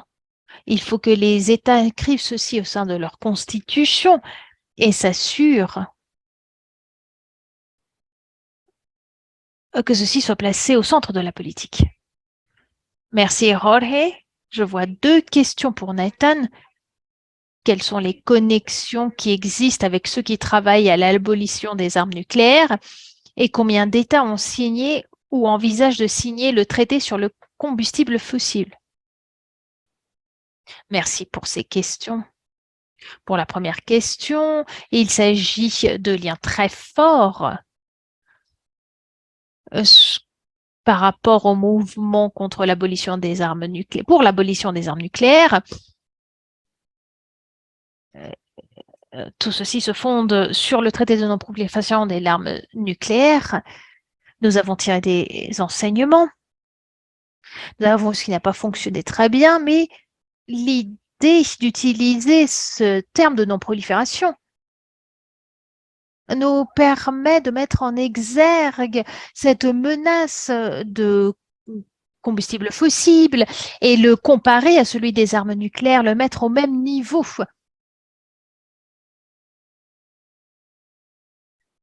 Et d'aider à conceptualiser ce que nous pouvons faire par rapport à cela.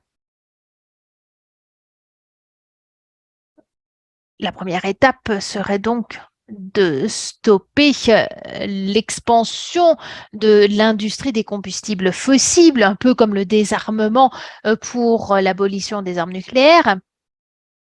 Donc, il y ait une réduction de la production existante, puis après une transition plus juste, puis des solutions habilitantes afin d'obtenir des résultats. Ce traité des combustibles fossiles n'existe pas en tant que tel. Nous avons des États tels que Vanuatu qui appellent de façon explicite à cela, mais nous sommes en train de développer l'idée. C'est un traité qui devrait être négocié entre les États au sein du système des Nations Unies.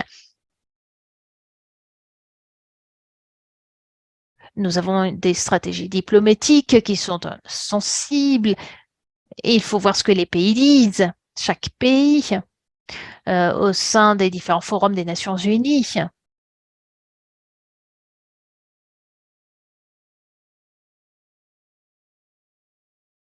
Et de voir qui pourrait promouvoir, tel que la Colombie, qui a parlé très fortement donc d'un traité sur les combustibles fossiles, voir quels sont ceux qui pourraient promouvoir cela au sein des Nations Unies.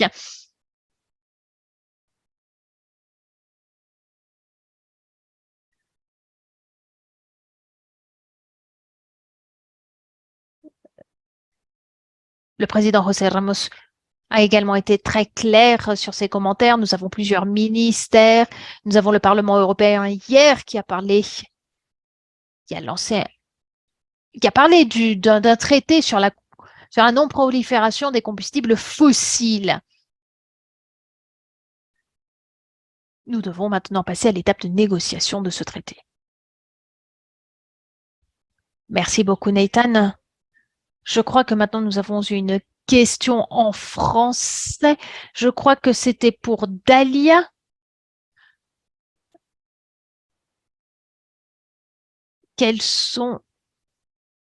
Comment pouvoir combiner ceci avec le développement économique durable? Dalia? Est-ce que vous m'entendez? Oui, allez-y. Est-ce que vous pouvez répéter la question, s'il vous plaît? Nous n'avons pas bien entendu.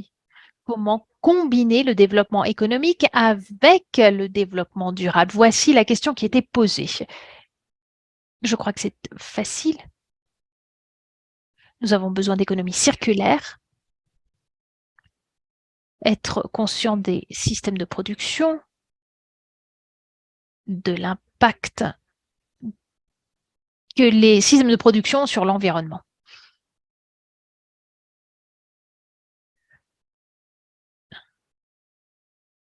On voit ici une différence entre le développement économique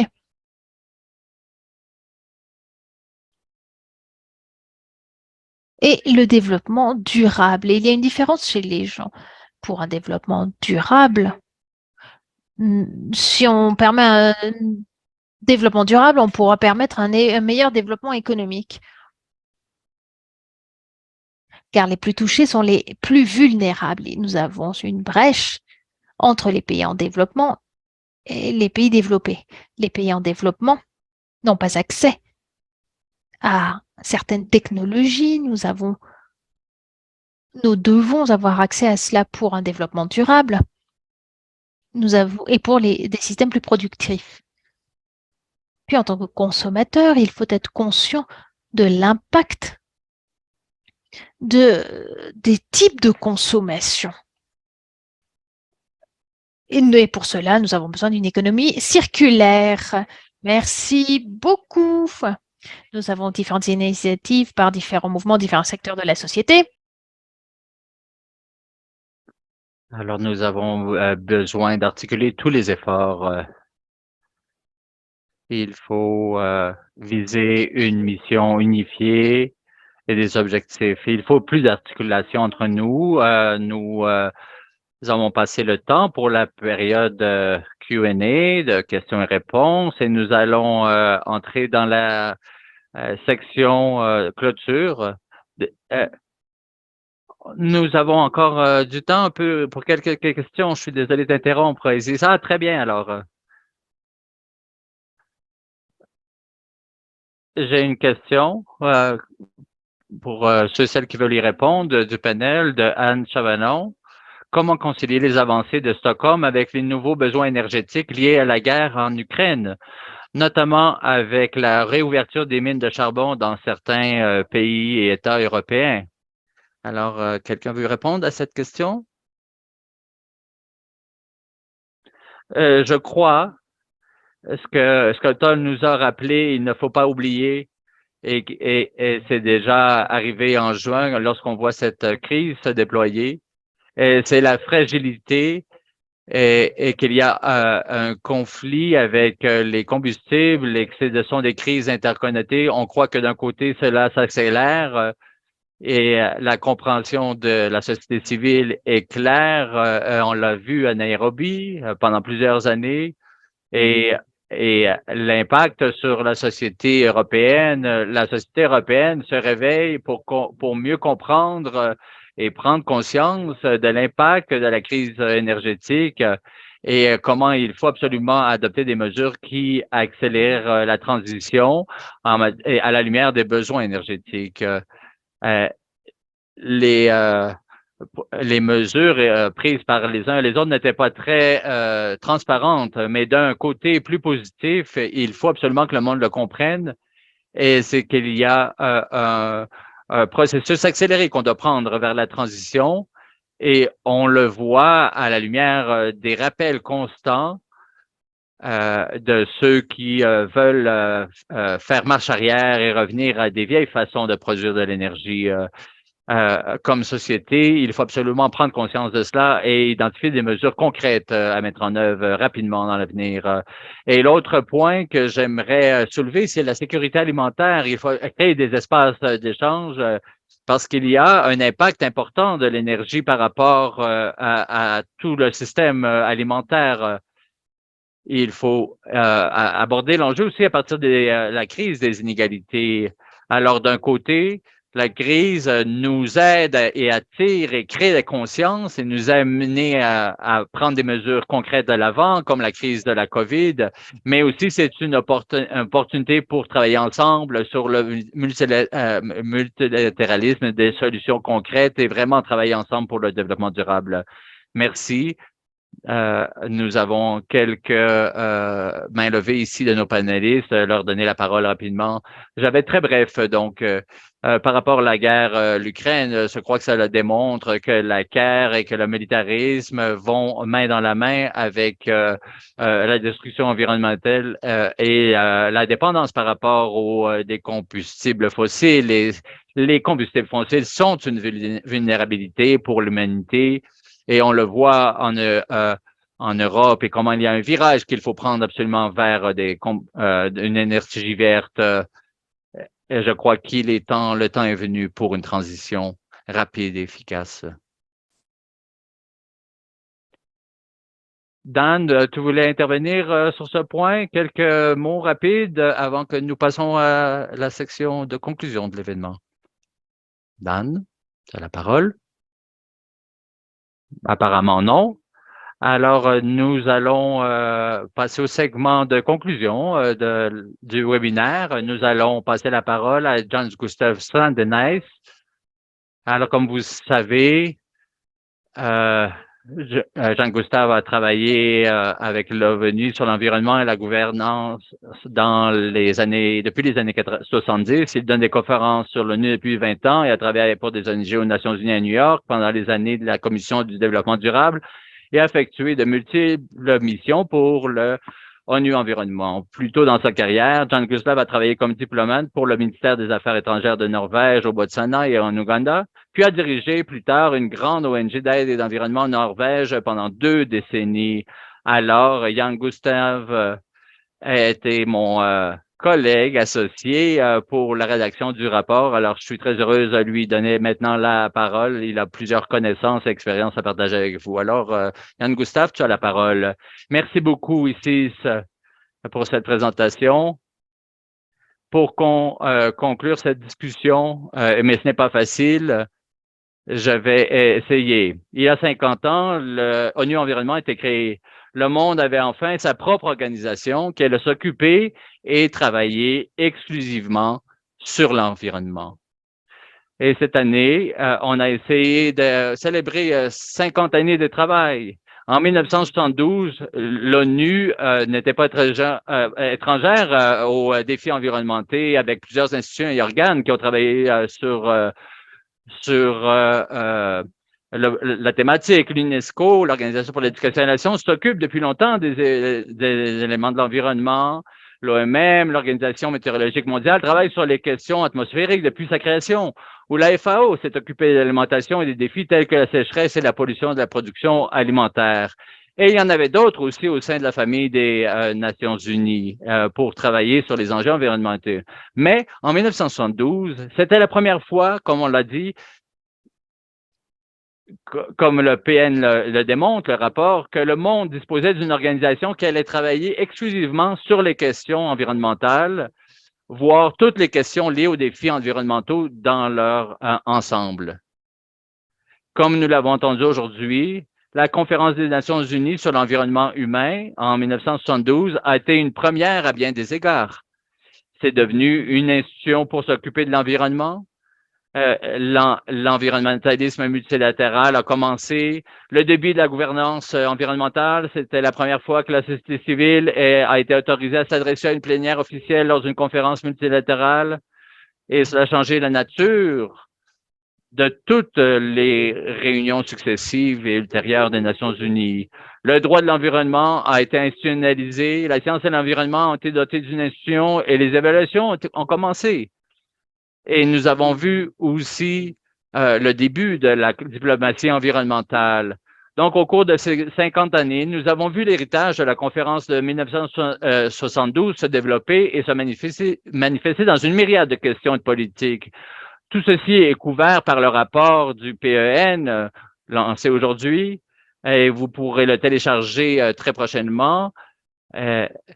Et comme on en a déjà entendu parler durant 2 heures, mais permettez-moi donc de formuler une hypothèse par rapport aux conclusions. Rien de tout cela n'aurait été possible sans la participation active, créative, éclairée et engagée de la société civile et des acteurs non étatiques. Sans la société civile, qui représente en fait les peuples du monde, rien de tout cela ne se serait produit comme cela s'est produit. Où sont les preuves de ce postulat? Quelques livres ont tenté de cataloguer la contribution de la société civile, mais par rapport aux archives officielles, les traces documentées de la société civile sont difficiles à trouver dans les affaires intergouvernementales. Si nous essayons de faire des recherches sur la contribution de la société civile à la conférence de 1972, nous rencontrons des difficultés, car personne n'a pris la responsabilité de documenter leurs contributions massives. Parce qu'il y a eu 3 conférences parallèles d'ONG en Stockholm en 1972, auxquelles ont participé 10 000 participants et la majorité d'entre eux étaient issus de la société civile et bien plus de 250 ONG internationales étaient accréditées en 1972. Certes, des articles ont été écrits sur la société civile lors de la conférence de 1972, mais il n'existe aucun rapport concis de et par la société civile sur cette époque. Pour Stockholm plus 50, nous avons donc décidé de faire quelque chose à ce sujet et l'une des idées clés derrière ce positionnement, ce rapport sur le positionnement des peuples par rapport à l'environnement était de documenter, de donner une impression de ce que la société civile a accompli à la conférence de Stockholm 2022. Donc, des milliers de personnes ont contribué directement ou indirectement à notre rapport. Les documents préparatoires et les documents de réflexion sont une évidence pour une conférence intergouvernementale. Nous avons voulu contribuer au processus préparatoire de Stockholm plus 50 avec plusieurs initiatives. Et nous avons demandé à 7 experts de renommée mondiale de rédiger ce qu'ils pensaient être important dans leur domaine d'expertise. Nous avons identifié un thème, on en a appelé un thème d'héritage et un cadre de base à respecter. Mais pour le reste, le contenu devait être le leur. Le reste du contenu devait être le leur. Vous trouverez dans ces documents des réflexions sur le passé, le présent et l'avenir sur l'environnement. Il y a aussi d'autres documents sur divers thèmes liés à l'environnement, comme vous l'avez entendu aujourd'hui, et qui ont été discutés à Stockholm plus 50 et trouvés dans le rapport PEN. J'ai souvent écouté l'introduction d'un président officiel lors d'une conférence intergouvernementale qui invite la société civile à prendre la parole. Et le plus souvent, l'introduction dit généralement que nous allons maintenant entendre la société civile sur la nécessité de participer à ces conférences. C'est comme si les membres de la société civile mondiale n'avaient aucune substance ou aucune compréhension de l'agenda thématique de ces conférences et que la seule chose dont nous puissions parler est la participation. Oui, nous devons aborder les questions de transparence, de responsabilité, de réduction de comptes et de participation, car la société civile est souvent empêchée de participer activement à ces conférences. Mais nous avons aussi des connaissances de fond et nous avons notre propre façon d'analyser ces thématiques. Le rapport PEN et la discussion d'aujourd'hui témoignent des connaissances substantielles de la société civile et ce qu'elle peut apporter ainsi que les acteurs non étatiques apportent à la table de négociation. Et que dire de mon postulat sur lequel nous n'aurions pas été aussi loin que nous le sommes aujourd'hui sans la participation active engagée de la société civile dans les questions environnementales? Bien, la société civile a une manière agaçante de mettre sur la table des vérités non déshéritées. Et nous l'avons fait à maintes reprises au cours des 5 dernières années, contribuant ainsi à la situation actuelle. Nous ne laissons pas des choses glisser et tomber dans l'oubli et rappelons sans cesse au gouvernement leurs engagements au sein du système des Nations unies. Nous ne sommes pas satisfaits des actions actuelles, mais nous y parvenons et nous n'abandonnerons pas ce que nous faisons. Nous avons été un moteur impatient et actif des questions environnementales au cours des 50 dernières années. Nous avons mis de nouvelles questions à l'ordre du jour et élargi le champ d'action de beaucoup d'autres. L'élaboration de nombreux accords multilatéraux sur l'environnement a bénéficié de notre contribution, de même que les questions de gouvernance et dernièrement la résolution sur l'interdiction des plastiques adoptée lors de la 5e session de l'Assemblée générale des Nations unies. Et elle a vu la participation et la contribution active de la société civile. Vous trouvez une partie de ces informations dans le rapport. Nous avons vu l'impatience et la frustration des groupes des jeunes, soutenus par les peuples du monde entier face aux problèmes climatiques, à la perte de biodiversité, à la pollution chimique, ce que l'Assemblée des Nations unies pour l'environnement a appelé les 3 crises planétaires. L'ONU offre des plateformes à la société civile pour exprimer ses frustrations de manière constructive, une participation qui a commencé en 1972 et qui est aujourd'hui menacée par trop de gouvernements qui veulent faire taire et bander, fermer les yeux de la société civile. Ainsi, la société civile et ONU Environnement forment une alliance importante dans la lutte mondiale pour la démocratie et la sauvegarde de la planète. Nous avons essayé de documenter l'histoire en rendant hommage à quelques personnes clés. Rachel Carson, qui a crédité d'avoir lancé le mouvement environnemental mondial avec son livre courageux « Printemps silencieux » en 1962, ou encore Barbara Ward, auteure, chercheure, économiste et militante, à qui l'on doit la création des 3 dimensions fondamentales du développement durable. Et elle a d'ailleurs veillé à ce que la société civile puisse s'adresser régulièrement aux plénières en 1972. Ce sont 2 personnes qui se sont battues presque seules et qui ont fait la différence. Aujourd'hui, des millions de personnes parmi nous qui se battent pour la même chose, inspirés par 50 ans de progrès, nous irons encore plus loin. Stockholm plus 50 a-t-il accompli ce que nous espérions qu'il fasse? Cela fait l'objet d'un débat. Mais si nous combinons les résultats des deux conférences commémoratives, l'ONU Environnement plus 50 et son rapport sur les parties prenantes de la société civile, le ONU Environnement que nous voulons, et Stockholm plus 50, sa déclaration et notre contribution par le biais de ce positionnement des peuples par rapport à l'environnement et le résultat de l'UNIA plus 5 de cette année avec 3 résolutions capitales. Une sur l'intégration de la nature dans l'élaboration des objectifs de développement durable dans le système des Nations Unies, les ODD, une sur la création d'un organe scientifique sur les produits chimiques au même titre que l'IPBES et l'IPCC, et celle relative à un document juridiquement contraignant interdisant la pollution plastique. Tout cela dans le cadre de la décision de l'Assemblée générale des Nations unies de cette année, qui stipule que le droit à un environnement propre est un droit humain. Nous avons toutes les raisons de dire que le résultat de ces événements en 2022, 50 ans après la création de ONU Environnement, est solide, positif, et les résultats sont porteurs d'un avenir optimiste, malgré les horreurs et les problèmes que traverse le monde aujourd'hui. Permettez-moi de terminer ma conclusion par une situation d'une écologiste courageuse qui a également reçu le prix Nobel de la paix pour son travail, la grande Kenyane Wangari Maathai. Et elle a dit: les droits humains ne sont pas des choses que l'on met sur la table pour que les gens en profitent. Ce sont des choses pour lesquelles vous vous battez et que vous protégez ensuite. Et elle a ajouté: lorsque nous plantons des arbres, nous plantons les graines de la paix et de l'espoir. C'est aussi l'héritage de l'ONU Environnement, c'est aussi l'héritage de la société civile. Merci beaucoup pour votre attention. Merci Jean-Gustave, merci à toutes et tous, à tous les panélistes.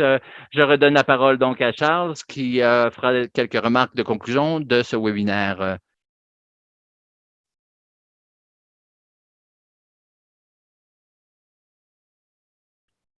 Charles, la parole est à toi. Merci beaucoup, Jean-Gustave, pour cette réflexion et ces conclusions, et à Isis pour animer cette webinaire. J'aimerais remercier toutes les personnes qui ont se rejoint à nous, en particulier l'unité de la société civile de l'ONU Environnement pour leur coopération et leur soutien. Et le soutien du gouvernement suédois pour leur coopération. Nous tenons également à remercier Isis Alvarez et Jean-Gustave Strandenes et notre groupe d'experts qui nous ont fourni un contenu riche et unique dans le rapport, ainsi que l'équipe de la Norvège qui a travaillé et qui ont travaillé depuis janvier 2022.